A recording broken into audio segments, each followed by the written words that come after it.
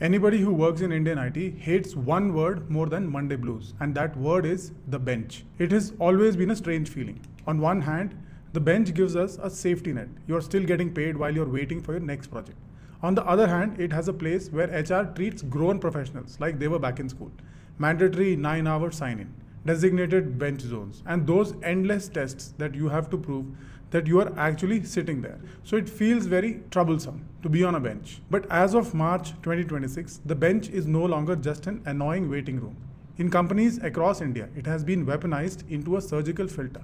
And we have seen this many times. So the IT has been weaponizing many of these things, like notice period, 3 months notice period, okay? So now they have weaponized the bench. So today we are going to answer the only question that matters. Is the bench still a safety net, or are you being quietly lined up for your exit?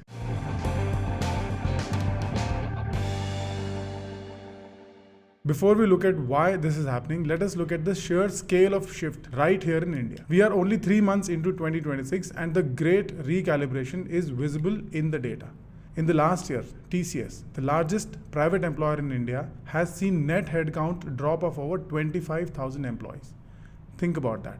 For a company that was once a haven for lifetime employment, this is a historic shift. And it's not just TCS. The big five, TCS, Infosys, Wipro, HCL Tech Mahindra, collectively added just 17 net employees in their first 9 months of the current fiscal year. The hiring engine has not just slowed, it has. Atlassian just announced 1,600 global job cuts. And while they are an Australian firm, the impact hit India disproportionately at 16% of those 1,600 jobs were cut in India. The Global Capability Centers, GCCs, in India, once the safe alternative, trimmed nearly 6,000 roles last year, with another 5,000 exits projected for 2026 as their parent companies in the US and Europe pivot to AI. This is not a traditional recession. These companies are posting profits. They are not firing because they are broke. They are firing to fund the AI pivot by hollowing out the middle management. So how is this happening without mass layoff headlines? By changing the rules of the bench. The traditional 90-degree grace period is dead. At giants like TCS, the policy is now 35-day death clock. You get exactly 35 days of unallocated time per year, not per project, per year. If you spend 20 days looking for a role in January, you have only 15 days of safety left for the entire year. Once that clock hits zero, the system flags you for rationalization. This is paired with 225-day rule. You must be billable for 225 days a year. But with AI agents now doing 30% of the coding and testing, projects are leaner. There are more people than there are seats, and the bench is where the surplus is being drained. So the big question, how do you self-diagnose in this environment? Look for 3 India-specific red flags. The RMG silence. The resource management group used to be your biggest nag. If they have stopped calling you with internal projects, interviews, or if your profile on the internal portal is locked for update, you are likely on a restricted list. The shadowing protocol.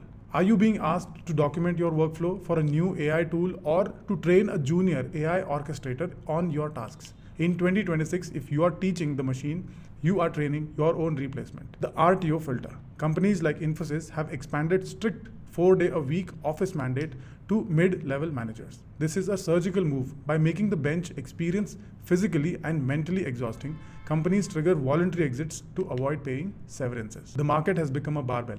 At one end, companies are still hiring 40,000 freshers because they are cheap and AI native. On the other end, elite AI architects and cybersecurity experts are seeing 40% salary spikes. In the middle, this is the danger zone. If your job is managing people or manual testing, the bench is currently an exit ramp. To stay bench-proof in India, today you must move to the ends of that barbell.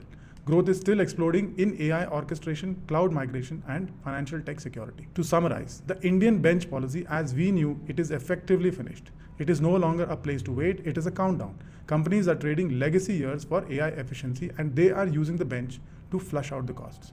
If you are on the bench in Bangalore, Hyderabad, or Pune today, do not wait for the RMG to call. Audit your skills, check your 35-day clock, and prioritize your relevance over your tenure. The safety net is gone, it's time to build your own. Thank you for watching, and if you have felt the bench pressure lately, drop a comment below. Let us keep the conversation transparent. I'll see you in the next update. Thank you for tuning in and thank you for your time. Have a great Friday.